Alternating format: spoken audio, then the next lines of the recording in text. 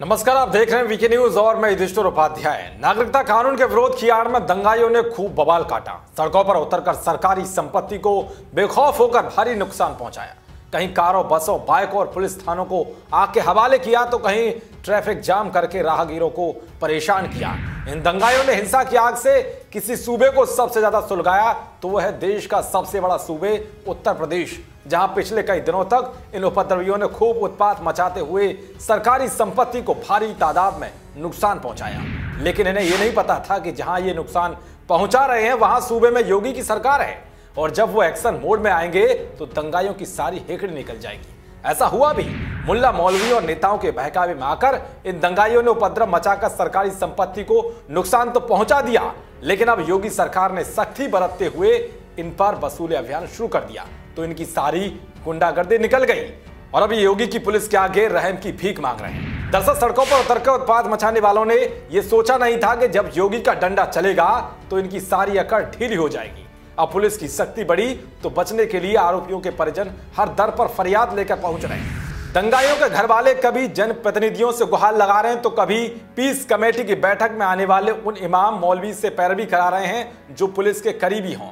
लेकिन योगी की पुलिस साक्ष्यों के आधार पर ही कार्रवाई के मूड में है। वो ना तो नेताओं की सुन रही है और ना ही किसी मुल्ला मौलवी की। पुलिस तो सिर्फ और सिर्फ अपने मुखिया के एक्शन पर काम कर रही है। हालांकि जिनकी गलती थोड़ी कम है उन्हें शर्त के साथ रियायत दी जा सकती है।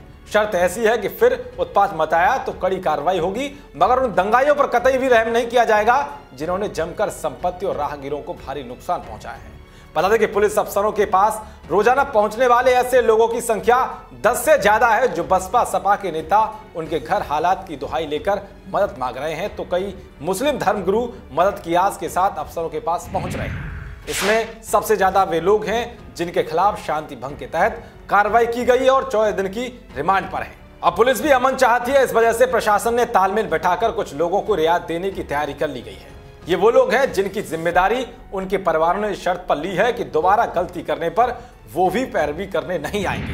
खैर, हम उन लोगों से यही अपील करेंगे जो लोग कुछ नेता और मुल्ला मौलवियों के बहकावे में आकर सड़कों पर उतरकर उत्पात मचा रहे हैं, वो हमारे लोकतंत्र और गांधी जी के अहिंसा वाली नीति के खिलाफ है। क्योंकि सूट बूट पहनने वाले और एसी में रहने वाले नेताओं के धार्मिक जहर घोलने वाले भाषणों से आप भड़क तो जाते हैं, लेकिन उसका भारी अंजाम आपको और आपके बच्चों को भुगतना पड़ता है। क्योंकि ये बात तो हर किसी को अच्छे से पता है कि राजनीतिक चमकाने के लिए नेता इस तरह के ही मुद्दों को ढूंढते हैं जिसमें धार्मिक एंगल हो। इसलिए अब आप आगे से ऐसे नेताओं के बहकावे में बिल्कुल ना आए जो आपके परिवार को उजाड़कर अपनी राजनीति चमकाने का काम करते हैं। देश और दुनिया की तमाम खबरों को पाने के लिए देखते रहिए वीके न्यूज। शुक्रिया।